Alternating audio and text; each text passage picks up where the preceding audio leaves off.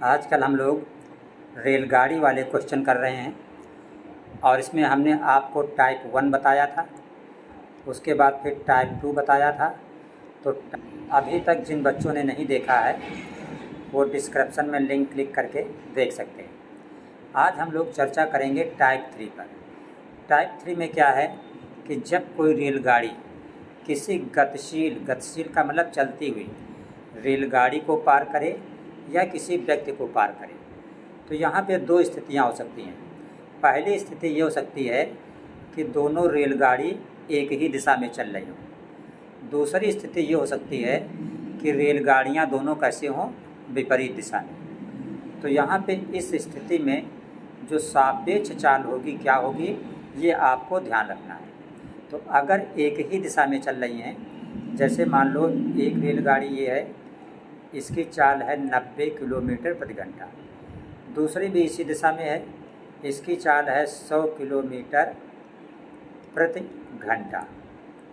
तो जब एक ही दिशा में चलती हैं तो सापेक्ष चाल क्या होती है, इनके अंतर के बराबर होती है। जैसे मान लो 100 और 90 है, तो 100 और 90 अंतर का मतलब माइनस, ये बराबर हो जाएगा 10।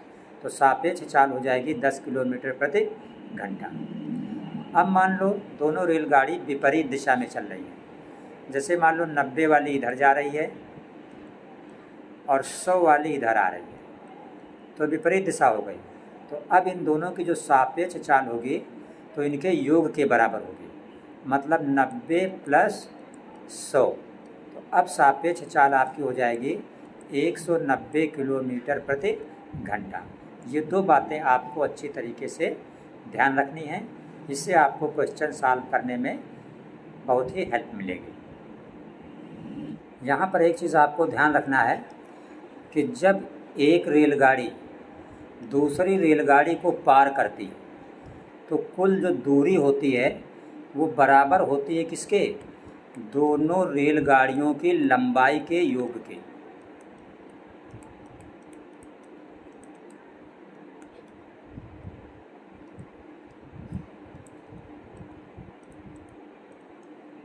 दोनों रेलगाड़ी की लंबाई के योग के, योग का मतलब जोड़। जैसे मान लो एक रेलगाड़ी की लंबाई है 100 मीटर और एक की लंबाई है 150 मीटर, तो चाहे 100 वाली 150 को क्रॉस करे और चाहे 150 वाली 100 मीटर वाली रेलगाड़ी को क्रॉस करे, तो कुल चली जो दूरी हो जाएगी वो 100 प्लस 150 बराबर 150 मीटर। देखिए क्वेश्चन आपका है, दो रेलगाड़ियाँ 54 किलोमीटर प्रति घंटा तथा 92 किलोमीटर प्रति घंटा की चाल से समान दिशा का मतलब एक ही दिशा में चल रही हैं। तो जब एक ही दिशा में चलती हैं रेलगाड़ियाँ तो जो सापेक्ष चाल होती है वो क्या होती है, उनके अंतर के बराबर होती है। तो यहाँ पे जो सापेक्ष चाल है वो बराबर हो जाएगी 92 माइनस 54 और घटा देंगे तो 12 से 4 गया 8, तो 8 से 5 गया 3, 38 किलोमीटर प्रति घंटा। ये आपकी आ गई सापेक्ष चाल, क्योंकि दोनों रेलगाड़ियाँ जो हैं एक ही दिशा में चल रही हैं। अब यहाँ पे जो दूरी होगी, तो जब कोई एक रेलगाड़ी दूसरी रेलगाड़ी को पार करती है तो कुल चली दूरी जो होती है वो दोनों रेलगाड़ियों की लंबाई के बराबर होती है। तो एक रेलगाड़ी की लंबाई है 400 मीटर, दूसरी की है 360 मीटर, तो कुल जो चली दूरी हो जाएगी वो आपकी 400 प्लस 360 बराबर हो जाएगी 760 मीटर। अब हमें निकालना क्या है, समय निकालना है। तो समय बराबर क्या होता है, दूरी बटे 4। तो ऊपर ये दूरी रख देंगे और नीचे चाल रख देंगे। अब यहाँ पे दूरी मीटर में और चाल किस में है, किलोमीटर प्रति घंटा में।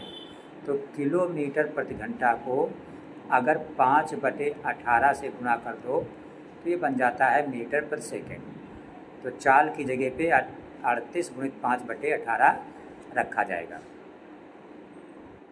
तो हमारा हुआ समय बराबर दूरी, दूरी का मतलब 760 बटे चाल, चाल का मतलब 38 गुणित 5 बटे 18। अब ये 18 पलट के ऊपर चला जाएगा, तो ऊपर 760 है, 18 चला गया ऊपर, नीचे रह गया 38 गुणित 5। इसको 2 से काट दो 9 हो गया, इसको 2 से काट दो 19 हो गया। 5 से 760 में भाग कर दो, 1 आया, 152 आ जाएगा। अब 19 से 152 को भाग करोगे तो 8 आ जाएगा। अब 8 और 9 का गुणा हो जाएगा तो 72 आ जाएगा। इसका मतलब ये हुआ कि आपका जो समय आया वो 72 सेकेंड है। तो पहले में 60 सेकेंड, ये गलत है, दूसरे में 72 सेकेंड, ये वाला आंसर आपका सही आंसर है। आपका क्वेश्चन है, एक 100 मीटर लंबी रेलगाड़ी है और दूसरी 150 मीटर लंबी रेलगाड़ी है जो समांतर पटरी पर विपरीत दिशा में चल रही है। समांतर का मतलब कि जैसे मान लो एक ट्रेन इस पटरी पे जा रही है इस दिशा में, तो दूसरी ट्रेन इस पटरी पे जा रही है इस दिशा में। अब ये दोनों लाइनें एक दूसरे के क्या हैं, समांतर हैं और विपरीत हैं। ये ट्रेन इधर जा रही है और ये ट्रेन इधर जा रही है। लिखा है विपरीत दिशा में चल रही हैं को 9 सेकंड में, कितने सेकंड में, 9 सेकंड में पार करती है। इसका मतलब जो 100 मीटर वाली रेलगाड़ी है ये 150 वाली को 9 सेकंड में पार करती है।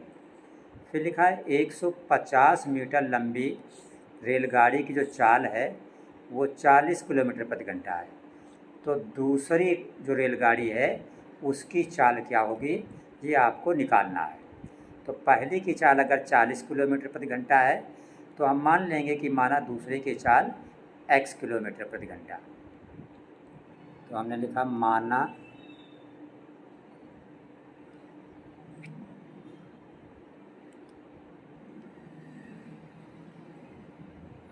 माना दूसरी रेलगाड़ी की चाल बराबर हो गया x किलोमीटर प्रति घंटा। अब चूँकि दोनों विपरीत दिशाओं में जा रही हैं तो आपको बताया है कि जब रेलगाड़ियाँ विपरीत दिशाओं में चलती हैं तो जो उनकी सापेक्ष चाल होती है वो दोनों रेलगाड़ियों के चाल के योग का मतलब जोड़ के बराबर होती है। तो सापेक्ष चाल हो गई x प्लस पहले वाले की कितनी चाल है, 40 किलोमीटर प्रति घंटा, तो x प्लस 40 ये हो गई सापेक्ष चाल। अब यहाँ पे जो दूरी है तो आपको पता है जब कोई भी एक रेलगाड़ी दूसरी को पार करती है तो जो कुल चली दूरी होती है वो बराबर होती है दोनों रेलगाड़ियों की लंबाई के जोड़ के। तो एक रेलगाड़ी की लंबाई है 100 मीटर और दूसरी की लंबाई है 150 मीटर। तो दूरी बराबर चली हो गई 100 प्लस 150 बराबर 250 मीटर। तो ये कुल दूरी हो गई, ये चाल आपकी कुल हो गई। अब निकालना आपको क्या है, यहाँ पे x का मान, समय कितना दिया है 9 सेकेंड, तो आप सूत्र लगाएंगे चाल बराबर दूरी बटे समय। तो चाल आती है x प्लस 40, तो चाल की जगह पे आप लिखेंगे x प्लस 40। लेकिन जो ये x और 40 है ये किस में है, किलोमीटर प्रति घंटा में। तो किलोमीटर प्रति घंटा को अगर हम 5/8 18 से गुणा कर दें तो ये बन जाएगा मीटर बटे सेकंड, क्योंकि इधर की जो दूरी मीटर में है और समय सेकंड में है। तो दूरी कुल कितनी है 250, तो दूरी की जगह पे 250 बटे समय, समय की जगह पे कितना रखेंगे 9। अब जो इधर का ये 5/18 है, जब ये उधर जाएगा तो 18 ऊपर हो जाएगा और 5 नीचे हो जाएगा। तो इधर क्या बचेगा आपका x + 40 बराबर इधर है 250/9 और ये 18 चला जाएगा ऊपर गुणा में और बटे 5 जो है आ जाएगा नीचे। तो आप 9 से 18 को भाग करेंगे तो 2 आ जाएगा, 5 से 250 को भाग करेंगे तो 50 आ जाएगा। तो x + 40 बराबर हो गया 50 का 2 में गुणा, तो ये हो गया 100। अब अगर 40 आप उधर ले जाएं तो माइनस हो जाएगा, तो इधर x बचा, x बराबर 100 प्लस का 40 इधर ले जाएं माइनस का 40, 100 से 40 घटा तो 60, तो x बराबर क्या आ गया 60 आ गया। अब ये 60 क्या है हमारा मीटर बटे सेकंड। तो यहाँ पे ये जो आंसर है 60, ये सभी किसमें है मीटर बटे सेकंड में लिखे हुए थे। यहाँ पे ये हम लिखना भूल गए थे, यहाँ पे मीटर बटे सेकंड। तो आपका जो आंसर x 60 आया, इसका मतलब जो दूसरी गाड़ी की चाल है वो 60 मीटर बटे सेकंड है। अगर इसी को किलोमीटर प्रति घंटा में चेंज करने को बोलता तो हम 60 को क्या करते 18/5 से गुणा कर देते और हमारा आंसर आ जाता। और ये क्वेश्चन जो आपका है पूछा गया है SSC CGL Tier 1 2017 के पेपर में ये क्वेश्चन आया हुआ है। ये क्वेश्चन आपका लिखा हुआ है 220 मीटर लंबी रेलगाड़ी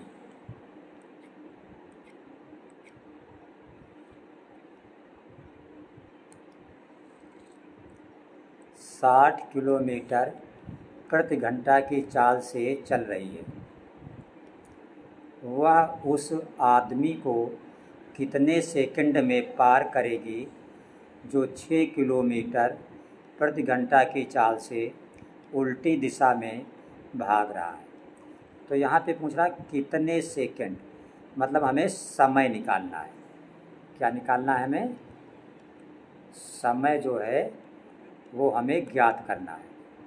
और समय दिया हमारा सेकंड में 12 सेकंड, 15 सेकंड, 6 सेकंड, 9 सेकंड। यानी जो आंसर हम निकालें समय का वो सेकंड में निकालना है। और ये क्वेश्चन SSC CGL Tier 1 1999 में आया है और SSC CHSL 2005 में आया है और 2015 में आया है।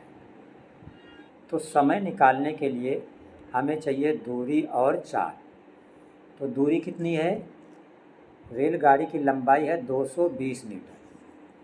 तो यहाँ पे आपकी जो दूरी हो गई ये हो गई 220 मीटर, क्योंकि रेलगाड़ी जब किसी खंभे को पार करती है या आदमी को पार करती है तो चली दूरी उतनी ही होती है जितनी उस रेलगाड़ी की लंबाई होती है।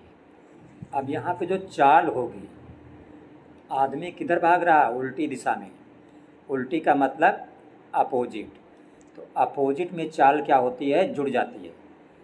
तो जो ट्रेन की चाल है वो है कितनी 60 किलोमीटर प्रति घंटा, और जो आदमी की चाल है वो कितनी है 6।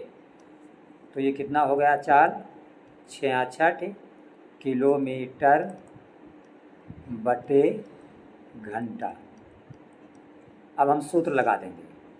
सूत्र हमारा क्या होता है, हमें समय निकालना है तो समय बराबर सूत्र हमारा हो जाता है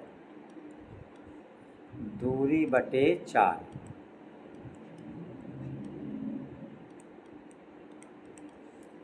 तो हमारी जो दूरी है 220 मीटर, तो दूरी की जगह पे लिख देंगे 220। नीचे चाल, चाल है 66, लेकिन ये किलोमीटर बटे घंटा में है, तो इसको हम 5/18 से गुणा कर देंगे तो ये मीटर बटे सेकंड बन जाएगा। अब ये 6 से काट देंगे 3 और 6 से काट देंगे 11।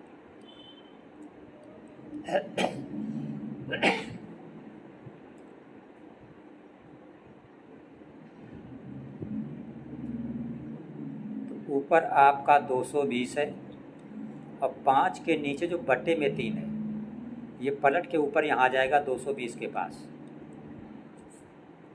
तो नीचे क्या बचेगा, 11 बचेगा, 5 बचेगा। तो 11 से 220 को भाग कर दो अगर, तो आ जाएगा 11 दूना 22, 0 और 5 एकम 5, 5 चको 20 और 4 को 3 से गुणा कर दोगे तो कितना आएगा, 12। तो आपका समय आ गया 12 सेकंड। तो यहाँ पे पहले विकल्प में ए पर ही आपका 12 सेकंड लगा हुआ है, तो यही आपका आंसर इसका सही है।